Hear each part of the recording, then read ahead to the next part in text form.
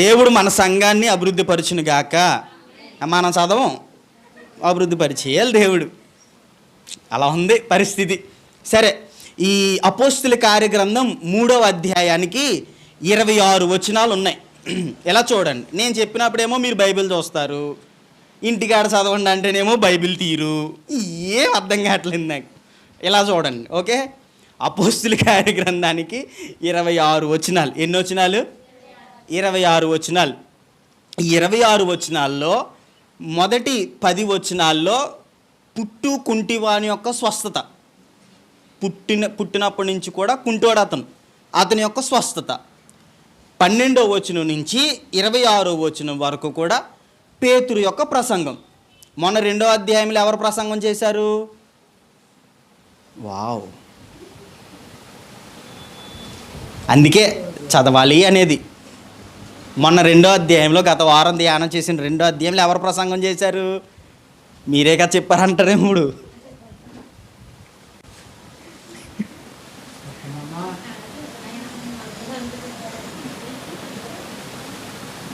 పేతురు ప్రసంగం చేశాడు. ఎవరు చేశారు?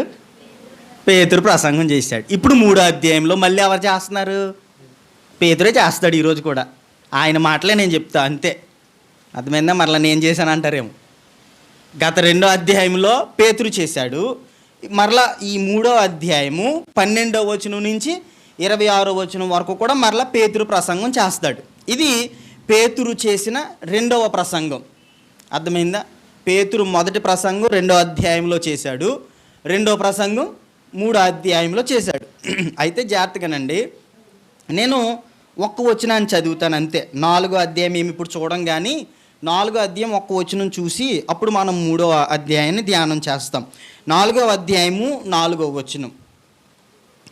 వాక్యము వినిన వారిలో అనేకులు నమ్మిరి, వారిలో పురుషుల సంఖ్య ఇంచుమించు 5,000 ఆయను. ఓకేనా? పేతురు 2వ ప్రసంగం చేసినప్పుడు ఇంచుమించుగా పురుషులు 5,000 మంది రక్షించబడ్డారు. మీరు యూదులు ఎలా లెక్కలేస్తారో చెప్పాను కదా. సో ఇంక నేను దాని గురించి మాట్లాడడానికి ఇష్టపడట్లేదు. పేతురు 2వ ప్రసంగం చేసినప్పుడు ఇంచుమించుగా యూదులు మగవారు 5,000 మంది రక్షించబడ్డారు. రైట్? సరే, ఇప్పుడు ఈ 3వ అధ్యాయంలో 2 విషయాలు ఉన్నాయి. 2 విషయాలు జాగ్రత్తగానండి. మామూలుగా అక్కడ ఉన్నటువంటి విషయం చెప్తాను, అప్పుడు మనం ధ్యానం చేద్దాం. దగ్గరగా పగలు 3 గంటలు ఆ టైం అవుతుంది. పేతురు, యోహాను వీళ్ళిద్దరూ కూడా దేవాలయం దగ్గరికి వెళ్ళారు. దేవాలయం దగ్గరికి వెళ్తే దేవాలయానికి బయట ఒక పుట్టినప్పటి నుంచి కుంటివాడైనటువంటి ఒక అడుక్కునేవాడు ఉన్నాడు. వాడిని రోజు ఎవరో ఒకరు తీసుకొచ్చి అక్కడ కూర్చోబెడతారంట. వాడు అడుక్కుంటాడు, వాడు భిక్షం ఎత్తుకుంటాడు. ఆ విధంగా జరిగిపోతూ ఉంది. చిన్నప్పటి నుంచి ఆయన కుంటోడే. మేబీ ఒక 30-40 సంవత్సరాల నుంచి అడుక్కుంటున్నాడేమో. చరిత్రకారులు చెప్పేటువంటి మాట అది, నాకు తెలీదు. అర్థమైందా? సో ఆ విధంగా అడుక్కుంటున్నప్పుడు పేతురు, యోహాను అతన్ని చూచారు. ఈ పేతురు, యోహానేమో అతనికి కాళ్ళు ఇవ్వాలి అనేటువంటి చూపు చూస్తుంటే, కుంటివాడేమో భిక్షమేస్తే బాగుండు అని చూస్తున్నాడు. ఆ విధంగా చూస్తున్నప్పుడు మొత్తం మీద నువ్వేం కావాలనుకుంటున్నావు అని అంటే, అయ్యా బావా బిచ్చమే బావా అన్నాడు. లేదు, నా దగ్గర వెండి బంగారాలు ఏమీ లేవు, మాకు కలిగినదే నీకు ఇస్తున్నాము అని చెప్పి నువ్వు యేసు నామములో లేచి నడువు అని అంటే ఆయన లేచి నడిచాడు. వెంటనే కాళ్ళు వచ్చినాయి. అద్భుతంగా పరిగెత్తుకుని దేవాలయంలోకి వెళ్ళి దేవుని స్తుతులు చెల్లించేశాడు. అద్భుతంగా జరిగిపోయింది. ఇది 10 వచనాలు. ఆ తర్వాత ఆయన ఆ విధంగా గొంతులేయడం చూసి మొత్తం జనమందరూ ఆశ్చర్యపోయారే, వీడు మొన్నటిదాకా ఇక్కడ దేవాలయం బయట అడుక్కునేవాడు కదా, వీడు ఇప్పుడు ఉన్న పలంగా ఇంత మార్పు ఎలా వచ్చేసింది అని వాళ్ళందరూ కూడా ఆశ్చర్యపోతుంటే అప్పుడు పేతురు నిలబడి మాట్లాడుతూ ఉన్నాడు. పేతురు నిలబడి ఏం మాట్లాడతాడంటే, అయ్యా మీరు స్వస్థత పొందినటువంటి ఆ కుంటివాడిని చూచి మేమేదో గొప్పోళ్ళం అన్నట్టు మమ్మల్ని మీరు ఎక్కువ చేస్తున్నారు, కానీ మాకు అంతేమీ లేదు. మేము చేసిందల్లా యేసయ్య నామంలో మాత్రమే. వాడు లేచి నడిచింది కూడా యేసయ్య నామంలోనే. ఆ యేసయ్యని మీరు కొన్ని రోజుల క్రితం పిలాతేమో యేసయ్యని తప్పిద్దామని అనుకుంటుని మీకు ఎవడు కావాలి అని అంటే మీరు పరిశుద్ధుణ్ణి నీతిమంతుని సిలువ వేసేసి నరహంతకుని కోరుకున్నారు కదా, ఆయన్ని యేసయ్యని తండ్రి అయినటువంటి దేవుడు పునరుత్థానుడిగా లేపాడు. కాబట్టి దానికి మేము సాక్షులము. ఆయన నామంలోనే ఈయన లేచి నడిచాడు. కాబట్టి ఈయన ఇచ్చినటువంటి ఈ స్టేట్మెంట్ని బట్టి చివరికి ఏమంటాడంటే, మీలో ఎవరైనా నమ్మిన వాళ్ళు ఉంటే కనుక తిరిగి మారు మనసు పొందండి అని అన్నాడు. ఆ విధంగా ప్రసంగం చేస్తే ఇంచుమించు 5,000 మంది మగవాళ్ళు రక్షించబడ్డారు. ఇది 3వ అధ్యాయం. ఓకేనా? ఇప్పుడు ఈ 3వ అధ్యాయంలో 2 సన్నివేశాలు ఉన్నాయి. ఒకటి స్వస్థత కార్యక్రమం జరిగింది, 2 సువార్త పరిచర్య జరిగింది. ఒకటి స్వస్థత కార్యక్రమం జరిగింది, 2 సువార్త పరిచర్య జరిగింది. ఈ 2 సంఘటనల్లో మిళితమై ఉన్నటువంటి కొన్ని ఆత్మీయ పాఠాలు మనం ఈరోజు నేర్చుకోబోతున్నాం. ఓకేనా? తీయండి 3వ అధ్యాయము మొదటి 2 వచనాలు చదువుదామా? ప్రార్థనా కాలమున పేతురును యోహానును దేవాలయమునకు ఎక్కి వెళ్ళుచుండగా పుట్టునది మొదలుకొని కుంటువాడైన ఒక మనుష్యుడు మోసి కొనుపోబడుచుండెను. వాడు దేవాలయంలోనికి వెళ్ళువారిని భిక్షమడుగుటకు కొందరు ప్రతిదినము వానిని శృంగారమును దేవాలయపు ద్వారమునొద్ద ఉంచుచు వచ్చిరి. ఓకేనా? నేను చెప్పింది చెప్పినట్టుగా ఉందా? కొంతమంది తీసుకెళ్ళి అక్కడ కూర్చోబెడుతూ ఉన్నారు. ఓకే, ఇప్పుడు అసలైనటువంటి విషయం చూద్దాం. చూడండి 3వ వచనం. పేతురు యోహానును దేవాలయంలో ప్రవేశింపబోవున్నప్పుడు వాడు చూచి భిక్షమడుగగా పేతురును యోహానును వానిని తేరి చూచి. ఆ మాట మీరు జాగ్రత్తగా వినాలి. ఏం చేశారు వాళ్ళు? తేరి చూచి. మీరు అందరిటి చూడండి ఇప్పుడు జాగ్రత్తగానండి. పేతురు యోహాను వాళ్ళిద్దరూ కూడా కుంటివాణ్ణి ఏం చేశారు? తేరి చూచారు. తేరి చూడటం అనంటే నాకేం గుర్తొస్తుందంటే, యేసుక్రీస్తు ప్రభువారు చనిపోకముందు శిష్యులు యేసయ్యని అడిగారు. యేసయ్యని ఒకసారి ఒక ప్రశ్న అడిగారు. ఏమని అడిగారంటే, ప్రభువా ఆ యేసయ్య ఉన్నప్పుడు ఒక గుడ్డోడు స్వస్థపరచమని అడిగారు. అడిగితే శిష్యులు అడిగినటువంటి ప్రశ్న ఏంటో చెప్పనా? యేసయ్య, ఈ గుడ్డోడుగా పుట్టడానికి కారణం ఏంటి? వీడు చేసిన పాపమా లేకపోతే వీళ్ళ తల్లిదండ్రులు చేసినటువంటి పాపమా అని అంటే, అప్పుడు యేసయ్య ఒక చక్కటి జవాబు ఇస్తాడు. ఏమంటాడంటే, పాపమేమి కాదు కానీ ఈ విధంగా పుట్టడం వెనక దేవుని యొక్క కార్యము జరిపించటానికి, దేవుణ్ణి మహిమపరచటానికి ఇలా జరుగుతుంది అని అన్నాడు. ఒకసారి యోహాను సువార్త తీస్తారా? 9వ అధ్యాయం తీయండి. యోహాను సువార్త 9వ అధ్యాయము మొదటి 5 వచనాలు చూస్తారా?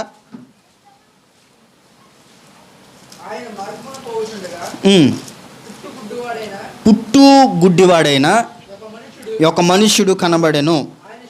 ఆయన శిష్యులు, బోధకుడా, వీడు గుడ్డివాడై పుట్టుటకు ఎవడు పాపం చేసెను? వీడా వీని కన్నవారా అడుగగా యేసు, వీడైనను వీని కన్నవారైనను పాపం చేయలేదు కానీ దేవుని క్రియలు వీని యందు ప్రత్యక్షపరచబడుటకే వీడు గుడ్డువాడుగా పుట్టాను. చూసారా? యేసయ్య ఇచ్చినటువంటి జవాబు ఇది. ఈ విధంగా పేతురు యోహాను ఆ దేవాలయం దగ్గర ఉన్నటువంటి కుంటోడును చూడగానే యేసయ్య చెప్పిన జవాబు గుర్తొచ్చి ఉంటుంది వీళ్ళకి. అరే, ఈ కుంటోడు ఈ విధంగా ఉన్నాడంటే ఇది దేవుని యొక్క కార్యాన్ని చేసేటువంటి సమయం అని వాళ్ళు అనుకుని ఉంటారు. ఆ విధంగా తేరి చూచి మా వైపు చూడు అని అన్నారు. మీకు ఇక్కడ ఒక విషయం చెప్తాను. యేసుక్రీస్తు ప్రభువారు ఆరోహణం అయిపోయిన తర్వాత జరిగినటువంటి మొట్టమొదటి అద్భుతం ఇది. శిష్యులు చేసినటువంటి మొట్టమొదటి అద్భుతం. ఇప్పటి వరకు వాళ్ళు ఏ అద్భుతం వాళ్ళంతట వాళ్ళు చేసినట్టు లేదు. యేసయ్య వాళ్ళ దగ్గర లేకపోయినా, యేసయ్య తిరిగి ఆరోహణం అయిపోయాడని తెలిసినా వాళ్ళు చేసినటువంటి మొట్టమొదటి అద్భుత కార్యం ఇది. అయితే ఈ అద్భుత కార్యములో వాళ్ళు దేవుని యొక్క శక్తి అనేది కనపరచాలి అని ఆశపడ్డారు. అయితే మీకు ఒక విషయం చెప్తాను. ఈ విధంగా పేతురు యోహాను అతన్ని నా వైపు చూడు అని అన్నప్పుడు ఆయన ఏమని చూచాడో చూడండి. 4వ వచనం, పేతురును యోహానును వానిని తేరి చూచి మా తట్టు చూడమనిరి. వాడు వారి యొద్ద ఏమైనా దొరుకునని కనిపెట్టుచు వారి యందు లక్ష్యముంచెను. అంతటా పేతురు, వెండి బంగారములు నా యొద్ద లేవు గాని నాకు కలిగినదే నీకిచ్చుచున్నాను. నజరేయుడైన యేసుక్రీస్తు నామమున నడవమని చెప్పి. మీకు ఇక్కడ ఒక విషయం గుర్తుపెట్టుకోండి. పేతురు యోహాను వాళ్ళు ఇస్తున్నటువంటి జవాబు ఏంటి అని అంటే, మా దగ్గర వెండి బంగారములు లేవు, మా దగ్గర వెండి బంగారములు లేవు, మా దగ్గర ఉన్నదల్లా ఒక్కటే నామం, అది యేసుక్రీస్తు నామం. మా దగ్గర ఉన్నదల్లా ఒక్కటే శక్తి, అది యేసయ్య మాకు అనుగ్రహించినటువంటి శక్తి. మేము నీకు దానం చేయటానికి మా దగ్గర ఏమీ అంత స్తోమత లేదు, మేము నీకు దానం చేయటానికి మా దగ్గర అంత డబ్బు లేదు, కానీ మా దగ్గర ఉన్నది ఏంటో చెప్పన, నజరేయుడైన యేసుక్రీస్తు యొక్క నామం. ఆయన నామము అన్ని నామముల కన్నా పైనామం. ఆయన నామము గొప్ప శక్తి కలిగినటువంటి నామం. ఆయన నామము అత్యధికమైనటువంటి ప్రభావము కలిగినటువంటి నామం. ఆయన నామము ఈ లోకములో ఉన్నటువంటి నామములన్నిటికంటే పైనామం. ఆ నామాన్ని కలిగి ఉన్నారు వాళ్ళు. ఆ నామము పక్షముగా భిక్షగాడితో మాట్లాడుతున్నారు వాళ్ళు. ఆ నామములో ఉండి ఆ కుంటివానితో మాట్లాడుతున్నారు వాళ్ళు. ఆ విధంగా వాళ్ళు మాట్లాడిన తర్వాత చూడండి 7వ వచనం, వాని కుడి చెయ్యి పట్టుకుని లేవనెత్తెను. ఇక్కడ మీకు ఒక విషయం చెప్తాను. ఫర్ ఎగ్జాంపుల్, పేతురు వాని కుడి చెయ్యి పట్టుకుని లేపాడు అనుకుందాం, లేకపోతే యోహాను పేతురు ఇద్దరు కలిసి కుడి చెయ్యి పట్టుకుని లేపారు అని అనుకుందాం. అయితే మీకు ఒక విషయం చెప్పనా, చెయ్యి పట్టుకుని లేపటం అనేది వాళ్ళకి దేవుడు నేర్పించాడు, యేసుక్రీస్తు ప్రభువారు నేర్పించాడు. ఒకసారి మార్కు సువార్తకు రండి, 16వ అధ్యాయం తీస్తారా?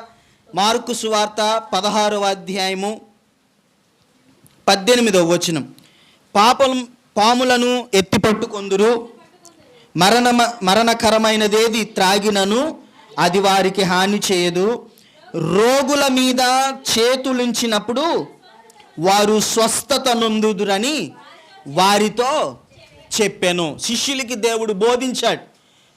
నేను కొనిపోబడినప్పుడు, నేను వెళ్ళిపోతున్నాను కాబట్టి నా శక్తి పరిశుద్ధాత్ముని ద్వారా మీతో ఉంచుతాను.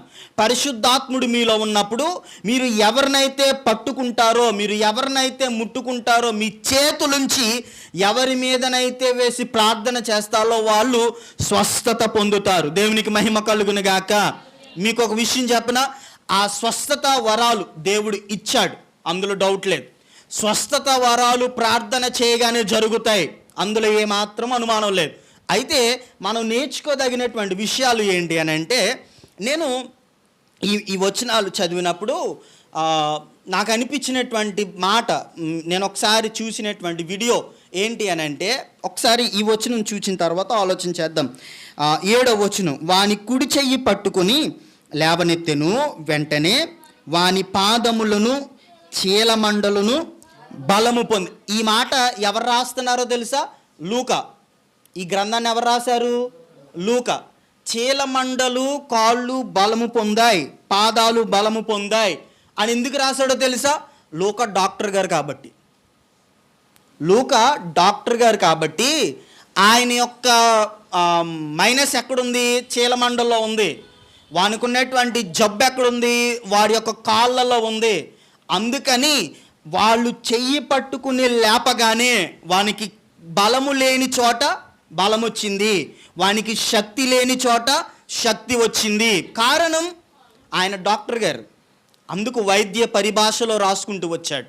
అయితే ఇక్కడ మనం నేర్చుకోదగినటువంటి విషయం ఏంటంటే, దేవుని యొక్క నామములో ఉన్నటువంటి శక్తి మనకి బలహీనమైన ప్రదేశంలో బలము చేకూర్చగలదు.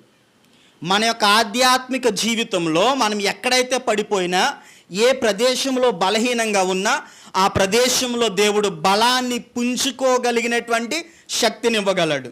ఓకే, 12వ వచనం ఒకసారి చూడండి. పేతురు దీనిని చూచి ప్రజలతో ఇట్లనెను, ఇశ్రాయేలీయులారా మీ సొంత ఇశ్రాయేలీయులారా వీని విషయమై ఎందుకు ఆశ్చర్యపడుచున్నారు? మా సొంత శక్తి చేతనైనను భక్తి చేతనైనను నడవని వీనికి బలమునిచ్చినట్టుగా. వాళ్ళు అంటున్నటువంటి మాట ఏంటో చెప్పనా, అయ్యా మీరందరూ మా వైపు ఎందుకు చూస్తున్నారు, మా సొంత శక్తి కాదు ఇది, మా సొంత బలము కాదు ఇది అని అంటున్నారు. ఒకవేళ నేనే గనక ఆ ప్లేస్లో ఉన్నాను అనుకో, నేను ప్రార్థన చేయగా గనక ఎవరికైనా స్వస్థతే గనక జరిగింది అనుకో, నేను వేయించుకునే పాంప్లెంట్లు మామూలుగా ఉండవు. బ్రదర్ సామ్యూయల్ ప్రార్థన చేయగా లేచి నడిచిన కుంటోడు, బ్రదర్ సామ్యూయల్ ప్రార్థన చేయగా అడుక్కునేవాడు లేచి నడిచాడు. దద్దరిల్లిపోద్ది ఏపీ మొత్తం, దద్దరిల్లిపోద్ది. కానీ వీళ్ళు ఏమంటున్నారు తెలుసా, మా శక్తి కాదు, మా బలము కాదు, మా ఆత్మ కాదు, దేవుని శక్తి మాత్రమే. మీకు ఇక్కడ ఒక మంచి విషయం చెప్పనా, దేవుని కొరకు ప్రయాస పడేటువంటి నిజమైనటువంటి విశ్వాసులు, నిజమైనటువంటి సేవకులు, నిజమైనటువంటి పరిచర్య చేసేవారు వాళ్ళ సొంత పేరు కోసం తాపత్రయపడరు, దేవుని నామ కీర్తి కోసం తాపత్రయపడతారు. దేవుని నామము మహిమపరచబడాలని తాపత్రయపడతారు. వాళ్ళకి పేరు రాకపోయినా పర్వాలేదు, వాళ్ళని 10 మంది తిట్టినా పర్వాలేదు, వాళ్ళని 10 మంది వెలివేసినా పర్వాలేదు, వారి పట్ల దేవుని యొక్క కీర్తి మహిమపరచబడాలి. అది దేవుని యొక్క నిజమైనటువంటి సేవకులు, విశ్వాసులు, పరిచారకులు చేసేది. అర్థమైందా? ఇప్పుడు ఈ కుంటివాడు స్వస్థత పొందాడు. అయితే ఆయన దేవాలయంలోకి వెళ్ళి గొంతులు వేసి పాటలు పాడుతూ ఉన్నాడు. అయితే మీకు విషయం చెప్పనా, ఆ విధంగా కూడా ఆశ్చర్యపోయారు. ఆ మాట చూడండి, 10వ వచనం లాస్ట్ లైన్. వానికి జరిగిన దానిని చూచి విస్మయముతో నిండి పరవశులైరి. వారు ఎందుకు విస్మయం ఉందారో చెప్పనా, ఒక 50 రోజులకి వెనక్కి వెళ్తే చచ్చిపోయిన లాజరు 4వ రోజున తిరిగి బయటకు వచ్చేసాడు. వాళ్ళు ఆ విధంగా వచ్చినట్నే ఈయనే మా దేవుడు, ఈయనే మా దేవుడు, హోసన్నా జయం జయం జయం జయం అన్నారు. యేసయ్యని సిలువేసి చంపేశారు. అనుకున్నవేవి జరగట్లేదు, అనుకోనవన్నీ జరిగిపోతున్నాయి. లాజరు చచ్చిపోయాడు కదా అనుకుంటే తిరిగి బయటకు వచ్చేసాడు. ఈయనే మా మెస్సియా, ఈయనే మా దేవుడు అంటేనేమో ఆయన సిలువేసి చంపేశారు. చచ్చిపోయాడు పోన్లేరా బాబు అనుకుంటే 3 రోజులు తిరిగి లేచిపోయాడు యేసయ్య. ఆ విధంగా తిరిగి లేచిపోయిన యేసయ్య 40 రోజులు అందరికీ కనబడి ఆయన ఆరోహణం అయిపోయాడు. ఆరోహణం అయిపోయినటువంటి దేవుడు ఈ శిష్యులకు పరిశుద్ధాత్మని శక్తినిస్తే 2వ అధ్యాయంలో అన్య భాషలతో మాట్లాడడం మొదలుపెట్టారు. అన్య భాషలతో మాట్లాడితే 3,000 మంది రక్షించబడిపోయారు. ఇప్పుడేమో కుంటోడు స్వస్థత పొందిపోయాడు. ఒకదాని తర్వాత ఒకటి అన్ని ఆశ్చర్యకరమైన సంగతులే. వాళ్ళకి ఒక్కసారిగా మైండ్ బ్లోయింగ్ అయిపోతుంది. అసలు ఏమీ అర్థం కాని పరిస్థితి. ఇదేంట్రా బాబు, ఒకదాని తర్వాత ఒకటి ఇలా జరిగిపోతుంది అని విస్మయం పొందారు వాళ్ళు. ఆ విధంగా విస్మయం పొందినటువంటి వాళ్ళకి పేతురు సువార్త బోధిస్తున్నాడు. అదే ఇప్పుడు మనం చూడబోయేటువంటి విషయం. ఓకే, ఒక 5-10 నిమిషాలు ముగిస్తానే, నిద్ర వస్తుందా? ఇప్పుడు రాదు, ఇంకా చూద్దాం.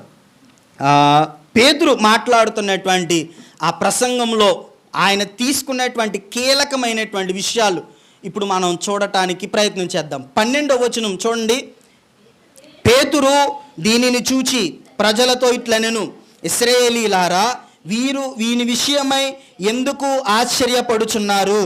మా సొంత శక్తి చేతనైనను భక్తి చేతనైనను నడవని వీనికి బలమిచ్చినట్లుగా మీరెందుకు మా తట్టు తేరి చూచుచున్నారు? వారి యొక్క ఎయిమ్, వారి యొక్క ఉద్దేశం, వారికి ఉన్నటువంటి టార్గెట్ ఏంటో చెప్పనా, యేసయ్యని వారు ప్రత్యక్షపరచాలి, యేసయ్య నామాన్ని వాళ్ళు బయలుపరచాలి, యేసయ్య నామాన్ని వాళ్ళు ప్రజలలోనికి తీసుకుని వెళ్ళాలి. ఇప్పుడు చూద్దాం 16వ వచనాన్ని చూడండి ఒకసారి. ఆయన నామమందలి విశ్వాసము మూలముగా ఆయన నామమే మీరు చూచి ఎరిగి ఉన్న వీనిని బలపరిచెను. చాలండి. ఆయన లేచి ఆయన మందిరంలోనికి వెళ్తే వాళ్ళందరికీ పేతురు ప్రకటిస్తున్నటువంటి ప్రకటన ఏంటో చెప్పనా, మీరు రోజు చూచేటువంటి ఈ భిక్షగాన్ని, మీరు రోజు చూచేటువంటి ఈ కుంటోడిని, మీరు రోజు చూచేటువంటి ఈ దరిద్రపోడిని బాగు చేసింది ఏంటో చెప్పనా, యేసయ్య నామం. యేసయ్య నామం, ఆయన నామములో ఉన్నటువంటి శక్తి వీనికి శక్తినిచ్చింది. దేవునికి మహిమ కలుగును గాక. ఆ నామములో ఉన్నటువంటి ఘనత వీనికి ఘనత వచ్చేలాగా చేసింది. ఆయన నామములో ఉన్నటువంటి గొప్ప విడుదల ఇతనికి ఉన్నటువంటి స్వస్థత కార్యాన్ని చేపించింది. ఆయన ప్రసంగంలో వాడినటువంటి మాట ఇది. మనకున్నటువంటి విధానంలో ఆలోచన చేస్తే ప్రతి సువార్తలో దేవుని యొక్క శక్తి కనబడాలి. ప్రతి సువార్తికుని యొక్క వాక్య పరిచర్యలో ఏం కనబడాలి? దేవుని నామంలో ఉన్నటువంటి శక్తి కనబడాలి. సొంత ప్రయారిటీస్ కాదు, సొంత ప్రమోషన్లు కాదు, సొంత విధానాలు కాదు. నేను ఎప్పుడు బోధించినా నా సొంత విషయాలు ఏం చెప్తానా? అస్సలు అనవసరం. మీకు ఇంకో విషయం చెప్పనా? ఇక్కడ చెప్పామనుకో మీ 10 మందికే తెలుస్తుంది. అది అక్కడ అనుకో కొన్ని కోట్ల మంది తెలుస్తుంది. ఇక్కడ చెప్తే మీ 10 మందితో ఆగిపోద్ది. కానీ ఇక్కడ మనం నిశ్శబ్దంగా ఉంటే పరలోకములో దేవుడు బయలుపరిస్తే వావ్ గ్రేట్ అనిపిస్తుంది. కాబట్టి దేవుని యొక్క సువార్థికులు లేకపోతే దేవుని యొక్క విశ్వాసులు ఎవరైనా సరే నేను ప్రార్థన చేస్తే ఆమెకు స్వస్థత వచ్చిందండి అని చెప్పొద్దు. మీరు ప్రార్థన చేస్తే స్వస్థత వచ్చిందా, దేవునికి మహిమ కలుగును గాక, అంతే. మీరు ప్రార్థన చేస్తే విడుదల వచ్చిందా, దేవుడే మహిమ పొందుతాడు. మీ అంతటా మీరు మీకున్నటువంటి ఆ గొప్పతనాన్ని మీరు చెప్పొద్దు ఎక్కడా కూడా. దాన్ని బట్టి దేవుడే మహిమపరచబడాలి, దాన్ని బట్టి దేవుడే ఘనతపరచబడాలి, దాన్ని బట్టి దేవుని యొక్క నామములో ఉన్నటువంటి శక్తి అనేక మంది చూడాలి. ఓకేనా? ఇది మొదటి విషయం. మరొక మాట చూద్దాం. 18వ వచనం చూడండి. 18వ వచనం. అయితే దేవుడు తన క్రీస్తు శ్రమపడునని సమస్త ప్రవక్తల నోట ముందుగా ప్రచురపరిచిన విషయములను ఇలాగూ నెరవేర్చెను. రెండవ ప్రాముఖ్యమైన విషయం ఏంటో చెప్పిన ఆయన ప్రసంగంలో యేసుక్రీస్తు వారి యొక్క శిలువ త్యాగం గురించి చెప్తున్నాడు. యేసుక్రీస్తు ప్రభు వారి యొక్క శిలువ త్యాగం, ఆయన మన కోసం బలియాగం అయ్యాడు, ఆయన మన కోసం త్యాగం చేశాడు, ఆయన మన కోసం నలగగొట్టబడ్డాడు, ఆ విధంగా ప్రవక్తలందరూ కూడా ప్రవచించారు అని యేసయ్య శిలువ త్యాగాన్ని ఆయన ఎత్తి చూపిస్తున్నాడు. 15వ వచనం చూడండి.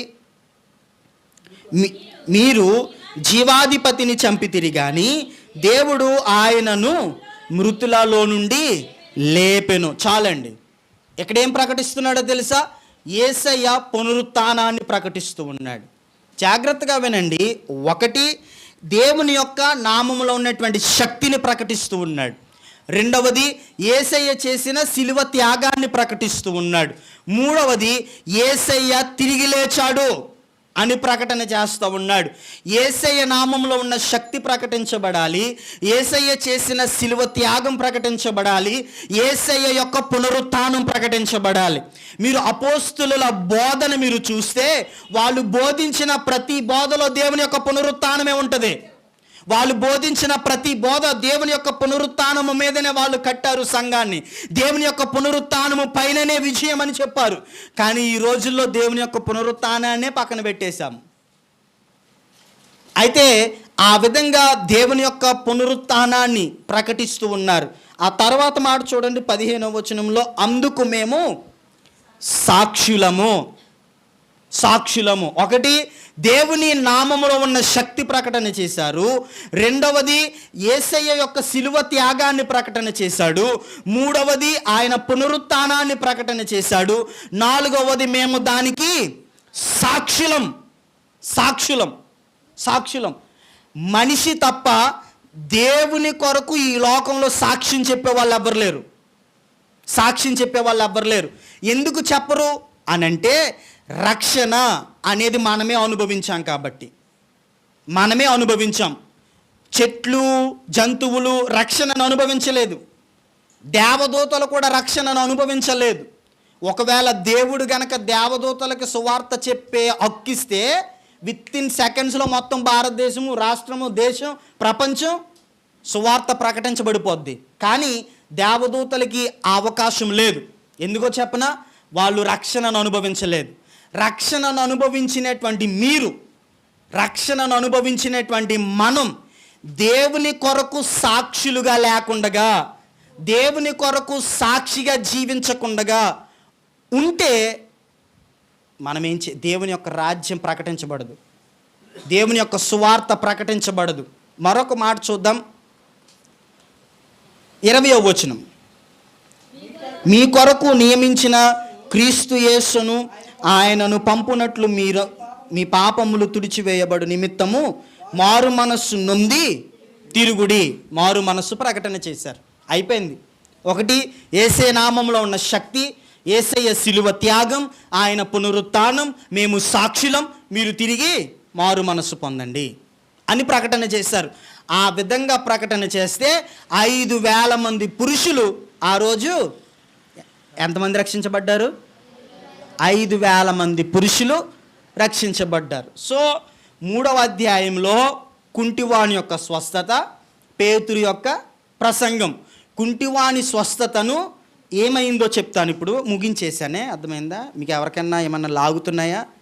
యేసే నామములో స్వస్థత కలుగును గాక. ఆమేననరా? రైట్. ఆకలేస్తుందా? ఆకలేస్తుందా? యేసే నామంలో కడుపు నిండిపోను గాక. ఏనండి. అయితే కుంటివాని స్వస్థత అనేది వాళ్ళందరినీ పేతురు యోహాను దగ్గరికి నడిపించింది. ఈ మాట గుర్తుపెట్టుకోండి. కుంటివాని స్వస్థత అనేది వాళ్ళందరినీ ఎక్కడికి నడిపించింది? పేతురు యోహాను దగ్గరికి నడిపించింది. నడిపించినప్పుడు వాళ్ళందరూ కూడా అయ్యి బాబోయ్ ఇలా స్వస్థత పొందాడు, ఎవర్రా అంటే అదిగో వెళ్ళే అని తీసుకొచ్చాడు వాళ్ళందరినీ. తీసుకొచ్చిన తర్వాత పేతురు వాక్యం చెప్పిన తర్వాత వాళ్ళందరినీ ఎక్కడికి నడిపించాడు? దేవుని దగ్గరికి నడిపించాడు. దేవుని దగ్గరికి నడిపించాడు. వాళ్ళు చేసినటువంటి కార్యం, వాళ్ళ దగ్గరికి జనాన్ని తీసుకొస్తే జన సమూహాన్ని, ప్రజలను దేవుని దగ్గరికి నడిపించారు. దేవుని దగ్గరికి నడిపించారు. ప్రాముఖ్యంగా దేవుని సన్నిధిలో బాప్తిస్మం పొందినోళ్ళు పనేంటో చెప్పనా? దేవుని దగ్గరికి ప్రజలను నడిపించటం. దేవుని దగ్గరకు ప్రజలను నడిపించటం సేవకుని ఒక్క పనే కాదు. అది కాదు. బాప్తిస్మం పొందిన ప్రతి ఒక్కరి పని. ప్రార్థన అనేది సేవకుడు ఒక్కడే చేస్తేనే కాదు, ప్రతి ఒక్కరూ చేయాల్సిందే. ఆ విధంగా దేవుని కోసం పరితపించేటువంటి విధంగా ఈ యొక్క అధ్యాయం మనకి కనిపిస్తూ ఉంది. సో దేవుని సన్నిధిలో ప్రతిదానికి ప్రలోభపడొద్దు. అర్థమైందా? ప్రతిదానికి మనము ఊగిసలాడిపోవద్దు. నిలకడగా ఉండండి, స్థిరంగా ఉండండి.